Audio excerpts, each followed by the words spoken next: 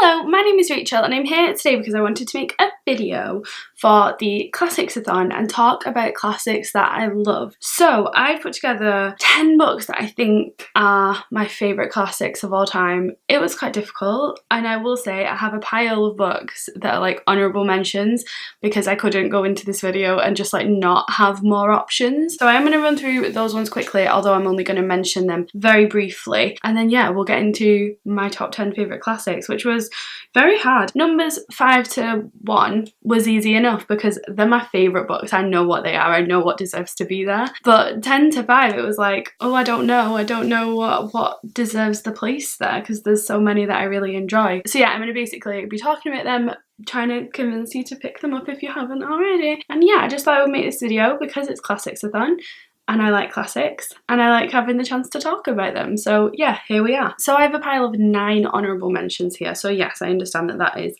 probably too many and a little bit over the top, but I'm gonna mention them all anyway. So like I said, we're gonna do this briefly. The first one is Hard Times by Charles Dickens. Absolutely adore this. It's the only Dickens, apart from the Christmas one, that I've actually got through and enjoyed. I've tried to read quite a lot of his books and ended up like stopping halfway or stopping after 100 pages, but I keep trying because I love this book so much that I don't understand why I'm not connecting with the other ones. So the next honourable mention is Tis Pity She's a Whore by John Ford. This is from like the 1600s or something, and I only heard of it because we studied it for my A-levels. This is just such a dramatic play and I just adored it so much. It's basically following like a Cersei and Jaime type of situation but in the 1600s, and it is fantastic. Next we have Strange Case of Dr. Jekyll and Mr. Hyde by Robert Louis Stevenson. This is one that I just have like a really soft spot for. I was doing a gothic class and we just read quite a few things that I didn't enjoy, and we've read Dracula and I hate Dracula,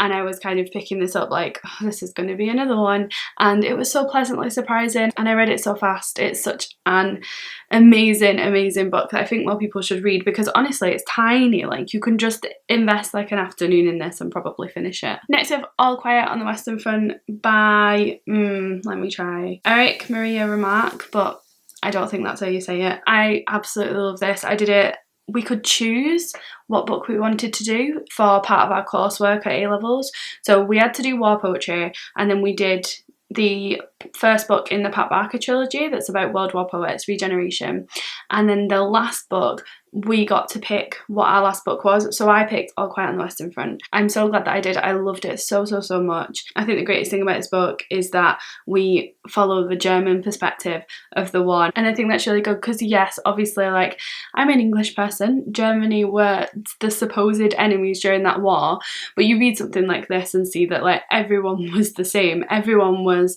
a casualty or someone who was damaged by war, whatever side you were on, and the people on the ground weren't your enemies, they were just normal people that got conscripted and had to fight like you did. So this is a really good book for like seeing the other side of things, and yeah, I absolutely love it. I think it's a masterpiece. Then we have The Great Gatsby by F. Scott Fitzgerald, which I adore, but I adore it for his writing, the way he talks about like parties, the way he talks about dreams. Like I love Gatsby as a character, and I love the way that he makes me hate people as well. Like Daisy is one of the people that I hate the most from all of literature, and like she doesn't even really do anything. Like she don't commit any crimes, she don't kill anyone, like she's not, I mean she kind of does, but you know, she doesn't really, she's not a vindictive person, but for me, like to make me hate her that much shows something about F. Scott Fitzgerald's writing, and I definitely want to pick up more of his books in the future. Then we have Alice's Adventures in Wonderland by Lewis Carroll, because I can't not mention this because it's a book that I adored so much as a child. I used to have it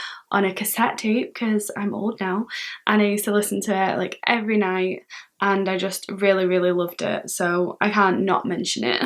Then we have Two on a Tower by Thomas Hardy. Anyone who like watched my videos when I was reading this will know that I absolutely adored this book for quite a long time. For the majority of it I loved it, and it was about the last 50 pages that I didn't enjoy and I hated the ending of it, but I can't take back how much I really loved and enjoyed Hardy's writing style and his characters and the plot and all of that stuff. So I feel like it needs to be here, but it could never make the full list because the ending was just no, not my thing.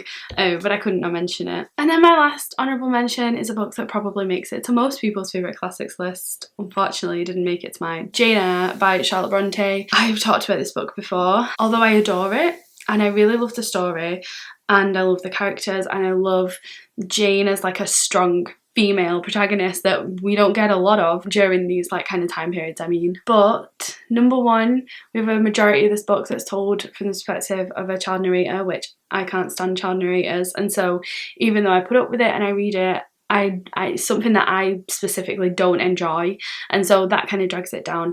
And the other thing is that I just always feel like this book needed the biggest edit. I don't want to spoil this book. Towards the time when Jane leaves for a little while before the ending, if that makes sense, there was just a lot of pages there of stuff that I thought could be edited out, and that's what I don't enjoy, and that's why it can never make the top list. But I do absolutely adore this book. I don't know how long I've been talking for at this point. I feel like it's quite a while, but here we are. We're at my top 10 list now. I'm going to talk about these books in a little bit more detail, let myself ramble, because I want to talk about them. I enjoy them. So coming in at number 10, we have Heidi by Joanna Spyri. Now, I am going to say first that I feel like if I did this video at another time, I don't necessarily think this book would be here. I have read this book within the last year. It was a big reading experience for me. It was something that I really loved and had a real affinity with, and so I think that's why it's here on this specific occasion. I don't necessarily think it will always be in my top 10. However, Heidi is about a little girl who lives in Switzerland, and she is basically living in the Swiss Alps with her grandfather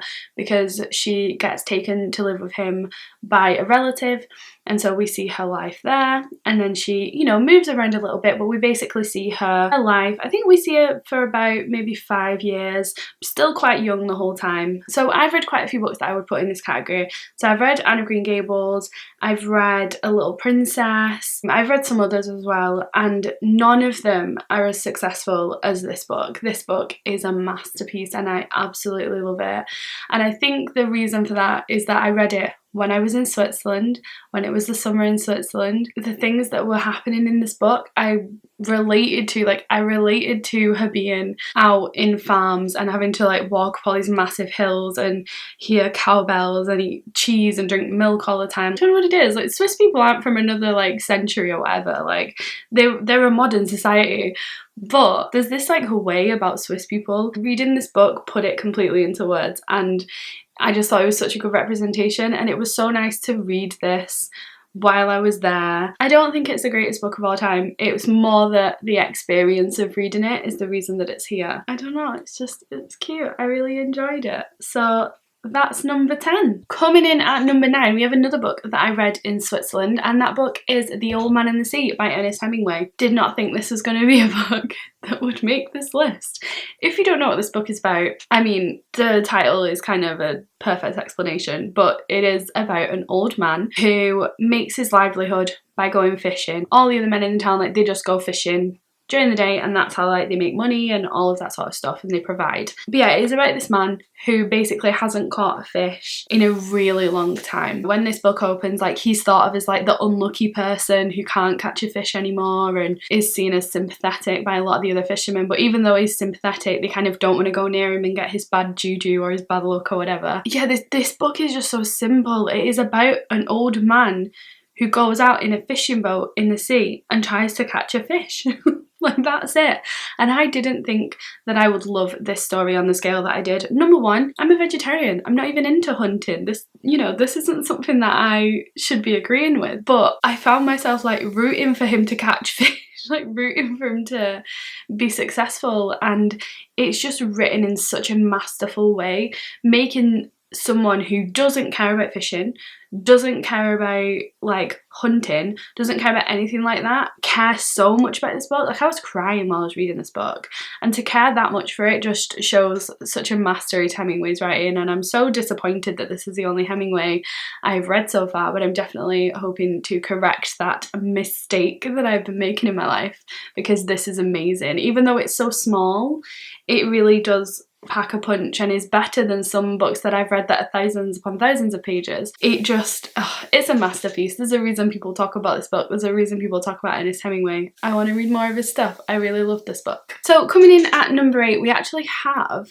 one of the first books I read when I joined BookTube. It was a book I read during the first ever readathon I took part in, and it is The Colour Purple by Alice Walker. So I remember there was a banned bookathon, and it was like right after I'd just started my channel and I was trying to pick loads of books, and it was one of those where like you try and pick loads of books but really you only end up reading one. I ended up reading this and it was absolutely everything. This book is just phenomenal. So I picked it up because it was banned, and I just assumed like, oh, it must be banned because it talks about black people and black people specifically around the time of slavery, and that would be something that people, you know, weren't that fond of being mentioned. It's like a dark time in America's history, and it was probably banned because people were trying to like sweep it under the carpet, that sort of things. And so like obviously I was expecting this to be focusing on the minority group of black people in America and slavery and all that sort of stuff. That's what I was expecting. I wasn't expecting to also get such a powerful book about women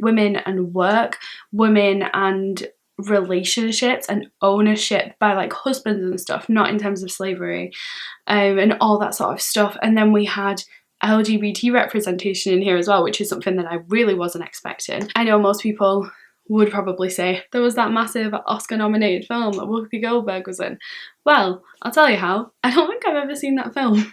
If I have, I've watched it when I was very young, because I do remember that my mum had it on DVD and I feel like I would have seen it, but I actually don't remember ever watching it, and I haven't watched it since reading this, so it's definitely one that I need to look up. But anyway, in this book we follow Cece, and she is writing letters to God, so this is told in the format of letters to God. We just see her develop into such a fantastic person. One of the things that I loved is that there is a happy ending in this book that is not a happy ending that other people would think is a happy ending, but it is, oh, it just is. It's everything.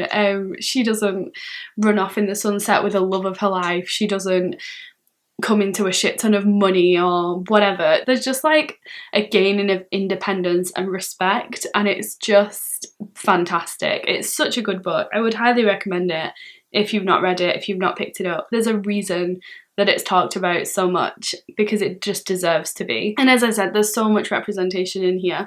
There's so many women's issues discussed in this as well. We have things like sexual assault, domestic abuse. It's a special book. It's a very special book. And it's one I also do just always associate with like the beginning of me starting being on BookTube, which is nice. It's a nice feeling to have. I think it's the first book I read once I'd started that I was like, oh my god, I love this book. I'm gonna make a video immediately to talk about it. So yeah. It's nice. I love this book. It's very sweet. So that was number 8. Then we have number 7, which is a book that I read very late. A lot of people read this book when they are very young, and to be honest, I'm glad I didn't. I think it would have been a great book to maybe read when I was a teenager, but I think I read it around 21. I'm glad I read it at an age where I could understand what was being said. I don't know if you read it quite young, if you would quite catch all the nuance that is in this book. But, you know, mention the actual book, Rachel. So at number 7 we have To Kill a Mockingbird by Harper Lee. I loved this book. And I'm gonna say as well, I absolutely love Go Set a Watchman, also by Harper Lee, that I know a lot of people do not like. I love it, and I love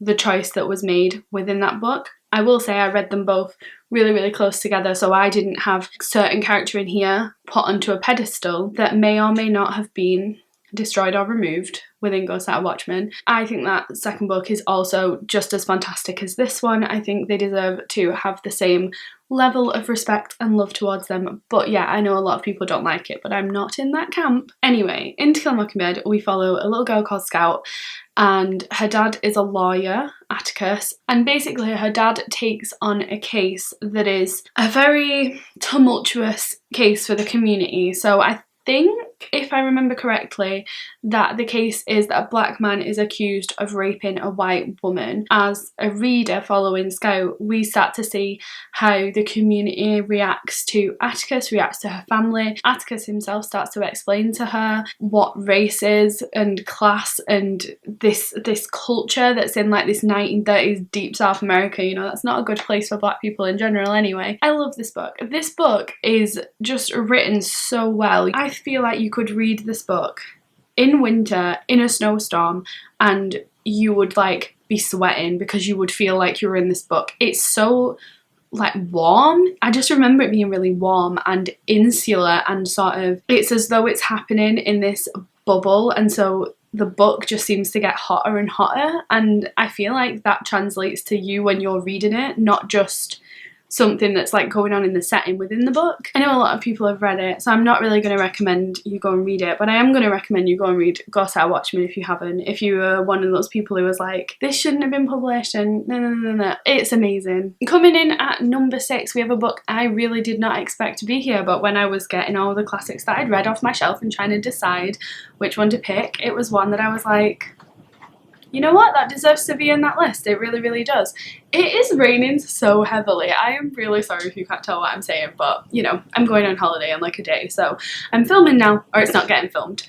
But the book that's on number 6 is We Have Always Lived in the Castle by Shirley Jackson. So I read this book a few months ago, and it's really stuck with me and been a book that I really enjoy. So basically we follow 2 girls who are living in a community that ousts them, and so they stay in their house with their family because they are kind of hated by this community because their family members died, a few of the family members, and they were poisoned, I think by arsenic, and so the whole community thinks that someone in this house murdered them, and a lot of them think it was one of these girls or both of the girls, I can't remember, and so that is why they are kind of ousted, the community hates them and all that sort of stuff. So I was reading this and I was enjoying it, and I was kind of just plodding through, and then about halfway through this book a big event happens. You kind of expect it to go one way and you have your sort of assumptions about what's going to happen, and I feel like it just kind of,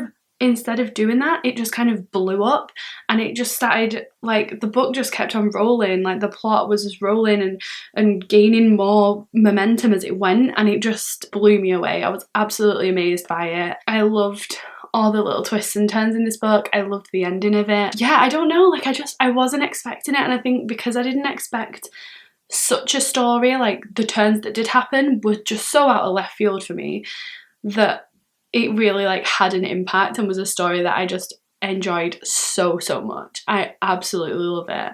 And so this is a book I actually really want to reread, even though I've just read it. I think reading it now, knowing what happens in it, would be really, really cool. I feel like you might even see a few more things that you didn't catch the first time round. So love this. Definitely need to pick up some more Shirley Jackson because I hear great things about her anyway, and this was fantastic. So she's one that I feel like I would definitely love to read a lot more of her work, if not all of her work. That would be pretty cool. At number 5 we have a book that I have a really horrible copy of, and I always want to get a new copy of because I really don't like it, and I feel like I need just a nice, like all these books that you've seen have all got really nice copies. The next 4 books are in amazing copies, and this one just, it's not the copy it deserves. It deserves a very beautiful hardback illustrated wonderful edition to represent my love of it, which it doesn't have, so I'm sorry for that. But it is The Bell Jar by Sylvia Plath. It's actually quite difficult to put into words how I feel about this book and what this book means to me. This book is just such a masterpiece, and I think mental health is something that's really hard to put into words, and Sylvia Plath manages it. She just has this fantastic writing style that I think one of the best things about it is this like disassociation. So there is this moment where she is laying in bed in a dark room and she can see a green light, and she doesn't call it a green light, she calls it like an eye that's staring at her, and she goes on for pages, I think it's like a whole page if not 2 pages, where she's talking about what this thing is that's staring at her, and it ends up just being like a standby light on something, and it's this level of like disassociation that she has that really represents what a mental illness can do to you thought wise and how it can really change your thought processes. The other things that I really loved in here, the discussion of women and the mental health problems that do happen in here have a lot to do with Esther's struggle deciding who she wants to be, deciding what she wants to be, specifically like not wanting to just be someone's wife, which is something that relates really heavily back to The Yellow Wallpaper. I'd say both books tackle a very similar topic. There is a very famous section of this book, I'm not the first person to mention it, where she talks about a fig tree and how all the branches going off before her are like different options she can take in life, and men always have these branches that they can go down. They can get married and they can become doctors and they can do this and they can do that.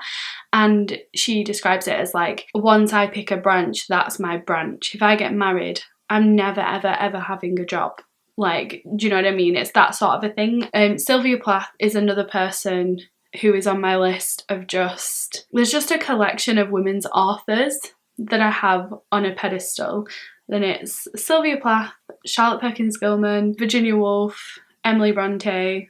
It's just a special shelf for those women, and I absolutely love them. And a lot of them, like Sylvia Plath, like Emily Brontë, were taken too soon and didn't end up writing a lot of books, and I think that is a really sad thing, because they're the kind of people that, you know, I just mentioned Shirley Jackson, like, I'm going to eat up all of Shirley Jackson's work because I think I would love it. And they are people that, you know, you would read 10 pages of their book and then put it down and get straight on Amazon and order everything they've ever written because you know it would be amazing. You know it would just be a masterpiece. Yeah, it's sad that she died too soon to be able to have a lot of work out there. However, to have the bell jar as your lasting imprint on the world is not a bad thing. You know, she did good. So yes, that is The Bell Jar, a book that I adore very much. So now we are moving on to my top 4 favourite classics of all time. Now I'm going to say these were really easy. So all the others I kind of looked at, deliberated, decided where they were going to go. These 4 books, like, I took them out and was like, okay, that's definitely number 1, that's definitely number 3. Like, I already knew exactly where they would be in a hierarchy of my favourite classics, so it wasn't difficult, and that's because they're all books that just mean so much to me and that I talk about a lot on this channel anyway, so like it's not going to be a surprise to anyone who actually watches my videos, but I don't care because any chance to talk about them. I have full reviews for books 4, 3 and 2, so I will link those down below.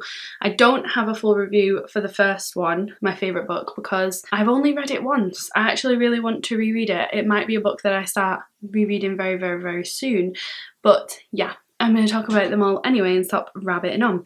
So, book number 4 is Far Up in the Madding Crowd by Thomas Hardy. This book follows our protagonist, Bathsheba Everdeen. She inherits a farm, basically is like boss ass bitch who's like, I'm going to run this farm. Even though she's a woman, and even though everyone around her is like, we'll take the farm off your hand, marry me and I'll look after your farm. You can't look after a farm, you're a woman. And she literally, like, she just like rolls her sleeves up and is like, I will show you that I can run a bloody farm.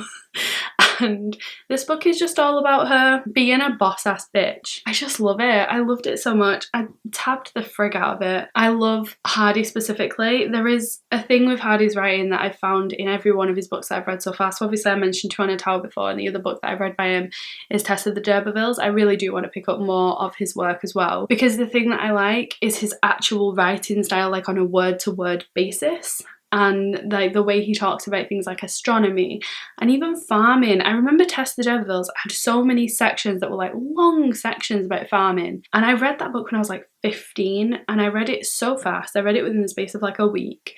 And for a 15-year-old to read these huge sections about farming in a week shows you that there must be a mastery to his writing, because I don't give a shit about farming, or I didn't before. I do a lot of gardening now, but you know, at the time I wasn't bothered. Yeah, like this book is long. It's a very long book, but it is definitely nice that it is long. Like you just feel like you kind of luxuriate within this story. I love the characters in here. I love, is he called Gabriel Oak? The farmer guy? I really love that guy. I love, obviously, Bathsheba. I think she is fantastic. I love the people that she has working on the farm. One of the things, like I mentioned this in my review, like one of my favourite things is that it kind of inverts the gender role assumptions that people have. And so the men are always gossiping. Like all the men on this bloody book are always gossiping about everyone. And it's this like way that people always talk about women and women at work who are always like natter, natter, natter. Hardy just completely subverts it. And that's the thing that I love about him him in general anyway, is that he always has a very sympathetic view of women, and he always has women who are in a vulnerable situation who would be hated by their society and by their communities, and he doesn't treat them in a way that is hateful. So obviously we have Bathsheba in this. We also have a girl in this who I can't remember the name of. She ends up getting pregnant out of wedlock, which is something that people were just so shunned for. We see that in Tess the D'Urbervilles as well. In Two on a Tower we have an older woman who starts to have a relationship with a young, very much younger man. She has that relationship with him out of wedlock, and he just has these women do things that are completely unacceptable to society at that time, and he doesn't judge them for the things that they do, and I just think it's really cool. It's something I love about Hardy, and so yeah, that's why this is here. I love Hardy in general. I think he's a fantastic author and definitely one that I want to read all of his work as well. At number 3 we have a book that I didn't used to label as one of my favourite books, and it's only in the last year that I've realised how much I love that book, and it is Pride and Prejudice by Jane Austen. So I read this when I was quite young, and I think I just read it and was like, yeah, that's okay. Like, I enjoyed it, but it didn't stand out to me, and it's only when I reread it like a year ago, I think, that it really stood out, and I was like, I love this book. And I reread it recently, and again I had this like, oh my god, this book is amazing. I want to reread it already. Like, it's taking on a different like place in my mind now. So obviously Pride and Prejudice follows Lizzie Bennet, and she is one of 5 sisters, which is a very unlucky thing to be during this time period where women are only safe and secure if they are married, and without a brother who can inherit the estate, you know, they are just not in a good place money-wise, security-wise, and all of those things. And so we basically follow Lizzie and her sisters as they traverse life and meet potential suitors and all of that sort of stuff. I love the relationship that Lizzie has with Darcy. I like the conversations within this book that go on under the surface. We as a reader know what's really being said, but it's never said out loud because of like the rules of society and all that sort of stuff, which yeah, it's what Austen's good at. It's that like novel of manners type of writing that I really enjoy. And yeah, this book is just a masterpiece. There is a reason that it is Jane Austen's most famous work and most revered. I have 2 Jane Austens left to read actually, so maybe I'll end up liking one of those more, but at the moment I do understand why this one is so loved. I think everything is just perfect in here. There are so many plots and so many characters, and they all just come together in such a perfect way that it's just fantastic. I would say I highly recommend this book, but most people are going to have read this book already. Most people probably agree with me that this book should be here, so I don't really need to tell you to read it. The next book, this is number 2 of my favourite classics of all time. It is Wuthering Heights by Emily Brontë. I've recently done a video basically dedicated to this book, which I will link somewhere. It is such a special book for me. It's the first classic that I properly read and got invested in and adored so much. There are lots and lots of things that I love about this book, and I think that's why it's so amazing to me. So like, I love the writing style of Jane Austen, I love her comedy, I love her novel of manners way of writing. I love with Thomas Hardy his writing style and the way he describes things and all of that stuff. In this book, it's everything. It's the way that she describes the landscapes and talks about the weather and things like that.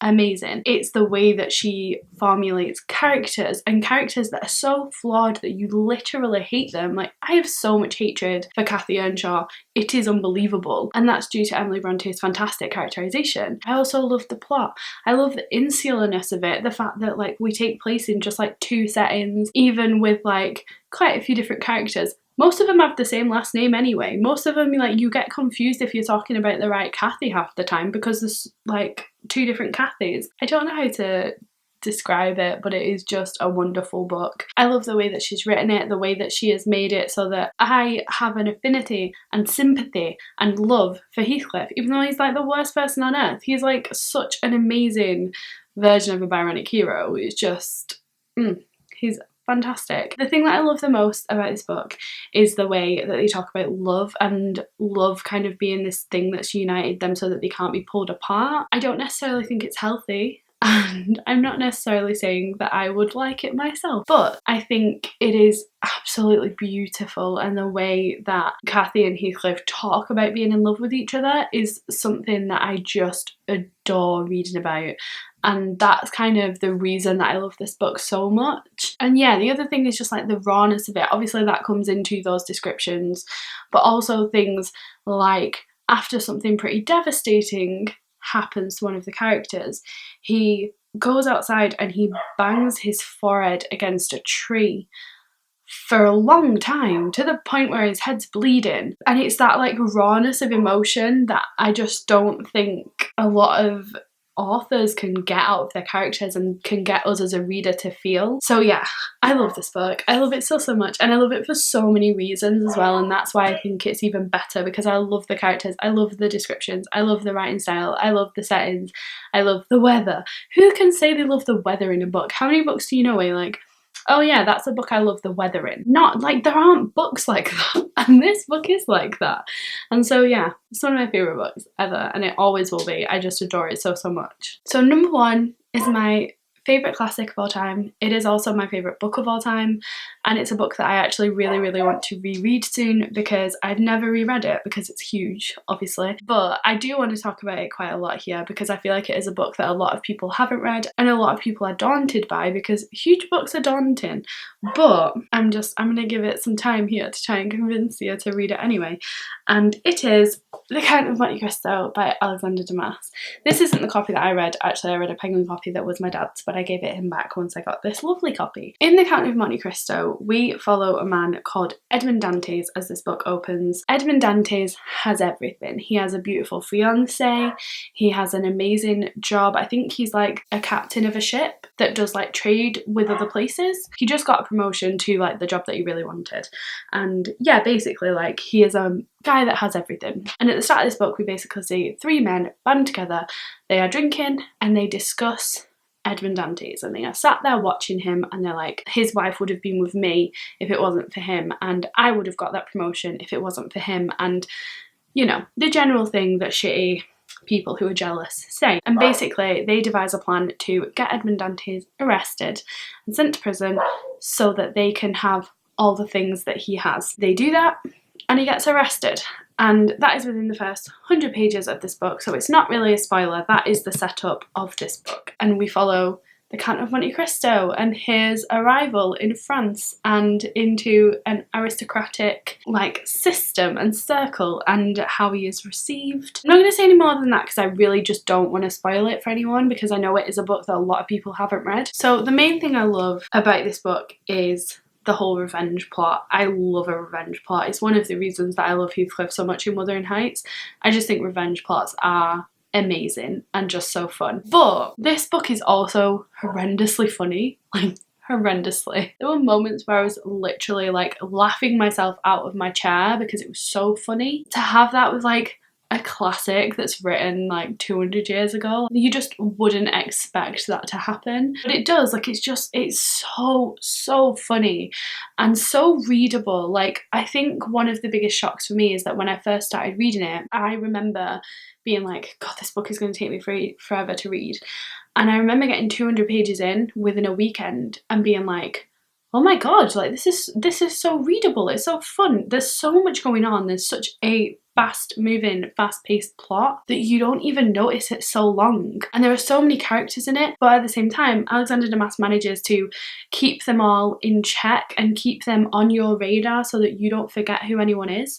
And because it was also serialized like Dickens' works used to be, it means that the plot is always moving on and it's moving fast, because it's that thing of trying to keep people reading by doing these like mini cliffhangers and stuff like that. And I love it so much. Like I said, I really do want to reread it, and when I do reread it, I'm going to make some notes and I'm going to make the bloody longest review video. I'm also going to link down below to a video, Books by Leynes. I'm going to link that down below. She talks a lot about classics. She has a fantastic channel anyway, so if you're not subscribed, you should go and subscribe to her. But she made a video recently because she read The Count of Monte Cristo, which made me so happy, and she made a very long video about how fantastic it is and how fast-paced it is and all these reasons that people should not sleep on Count of Monte Cristo because it's amazing. And I literally watched that video like I love you. You've actually said everything that I need people to know. Yeah, I will link that down below. You should go and watch that video if you need any more convincing, which you shouldn't, because you should just like go and read it. It's amazing. You should read it now. That's it. That's my favourite classic of all time. That's my favourite book of all time. That's my list. They're all my favourite classics. That's pretty good that this video is going to come to an end because my dog has not stopped barking for the last 5 minutes. So yeah, very sorry about that, but she does it all the time anyway, so I just ignore it now. I have no idea how long this video is going to be, so if you actually stay till the end of it, thank you very much. Let me know down below what your favourite classic of all time is, and I will see you in my next video. Bye!